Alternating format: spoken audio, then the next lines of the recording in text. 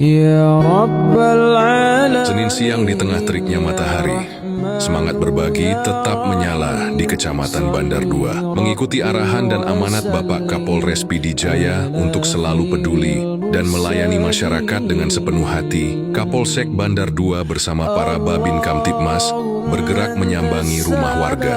Langkah kaki para personel Polri ini membawa secercah harapan bagi warga kurang mampu di Gampong Kutakrung, Gampong Pulo, dan Gampong Mukodaya.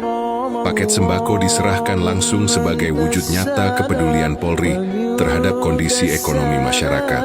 Bantuan ini bukan sekadar paket pangan, melainkan bentuk kasih sayang dan upaya meringankan beban hidup saudara-saudara kita yang membutuhkan. Karena kebahagiaan sejati bagi kami adalah ketika bisa melihat senyum tulus dari warga. Polres PD Jaya hadir dengan aksi nyata, melayani dengan cinta demi kesejahteraan masyarakat bersama. Khairil mursalin.